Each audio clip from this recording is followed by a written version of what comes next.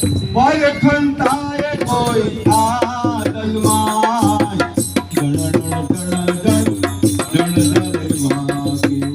બોલે બોલાવે ભાઈ સબ ઘટ બોલે બધાના ઘટમાં મારા તમારા હિન્દુ મુસલમાન પાસે ખ્રિસ્તી નાતી જાતિ બધામાં એક જ બેઠો છે બોલે બોલાવે ભાઈ સબ ઘટ બોલે સબ ઘટમાં તો લોહી સમાન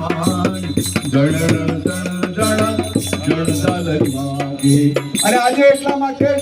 દેશ વિખરાઈ રહ્યો છે તૂટી રહ્યો છે રાષ્ટ્ર નાતી જાતિ ધર્મ સંપ્રદાય મારો ભગવાન તારો ધર્મ મારો ધર્મ આ બધામાં આજે વિખરાઈ રહ્યું છે અને આ વિખરાઈ રહ્યું છે ભાઈઓ બહેનો આજે એક બનવાની જરૂરત છે માનવ માત્ર એક સમાન જાતિ વંશબ એક સમાન ધર્મના વાળા બનાવીને આજે લોકોએ આજે ભારતના રાષ્ટ્રને આજે વેરવિખેર થઈ રહ્યું છે અને એટલા માટે ગાયત્રી પરિવાર પરમ પૂજ્ય ગુરુદેવે કોઈ ધર્મ ના બનાવ્યો કોઈ સંપ્રદાય ના બનાવ્યો એટલા માટે આપણે એક પરિવાર બનાવ્યો એમાં બધા આવે હિન્દુ બેસે મુસલમાન બેસે પારસી બેસે ખ્રિસ્તી બેસે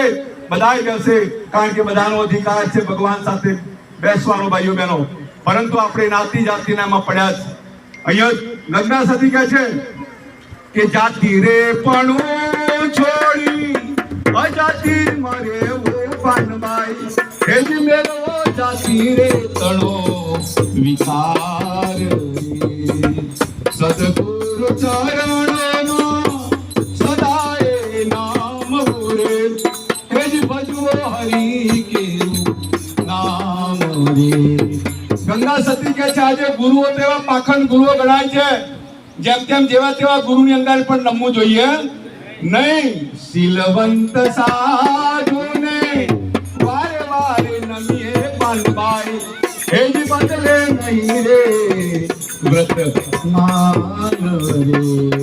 એનું વર્તમાન ના બદલાય ઘડીકમાં ગણવેશ પહેરણ ઘડીકમાં બધું ખરાબ કર્મ કરે એવા ગુરુમાં રહેવું જોઈએ નહીં અને એટલા માટે જ કહ્યું છે કે લોભી ગુરુ સ્વાર્થી ચેલા નરકમાં બંનેનો ઠેલામ ઠેલા કોઈનો ઉદ્ધાર થતો